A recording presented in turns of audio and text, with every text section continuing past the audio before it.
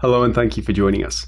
My name is Ben Sheen, Managing Editor here at Stratfor, and with me today is Middle East analyst Emily Hawthorne to discuss the current political situation in Iraq. Now, Emily, we've seen some developments recently in Baghdad when it comes to the Iraqi cabinet, most specifically talks of a reshuffle and actually attempts by Prime Minister Haider al-Abadi to stabilize his cabinet and the Iraqi government in general. What's led us up to this current situation? Yeah, so we had in February Prime Minister al-Abadi begin talks again about implementing a cabinet reshuffle. And at that same time, a very prominent cleric named Moqtada alSadr sort of latched onto this and began amassing popular support for Abadi to really make good on actually doing these reforms. Part of Abadi's platform since he became prime minister in 2014 has been battling corruption and implementing governmental reforms. So none of this is surprising. However, Abadi has consistently not been able to implement these reforms. Back in August 2015, we did have a period where Prime Minister al-Abadi was able to push through some reforms and was able to eliminate some government waste by eliminating 10 ministries to a total number of 22 ministries in the Iraqi government.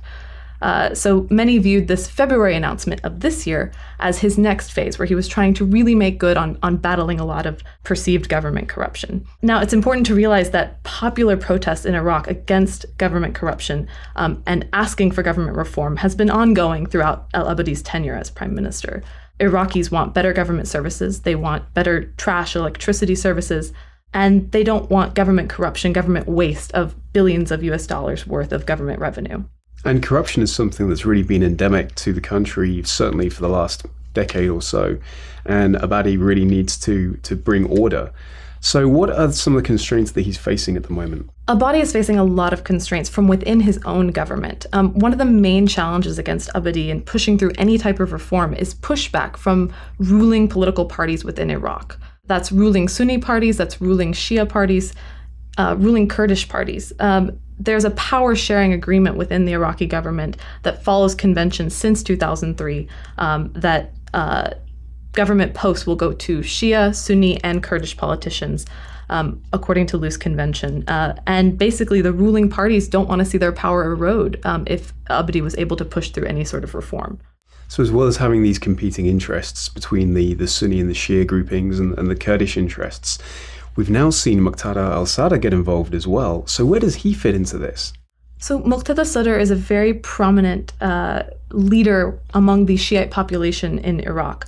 Moqtada alSadr has assumed some leadership roles, even going as far back to 1999 when his father was assassinated. His father played a very similar role as a popular cleric.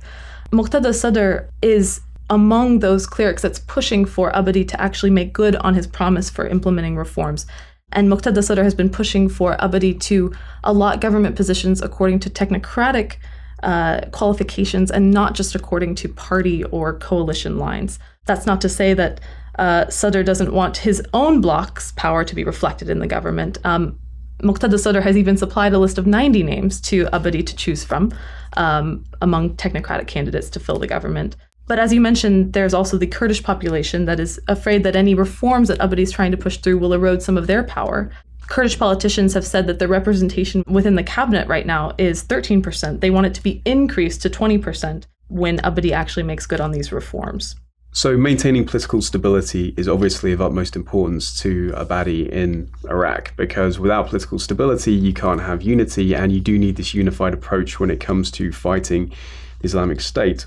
Now, on March 26th, we're expecting Abadi to announce what his new cabinet would look like and which ministers would fill certain positions.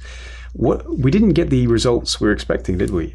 No, it was very interesting. We've seen a lot of deadlines that have been consistently pushed back, beginning in February when Abadi said he was going to introduce a technocratic government. March 26th was indeed the day that Abadi had a deadline to submit the names of 9 new ministers that he was going to put into the cabinet.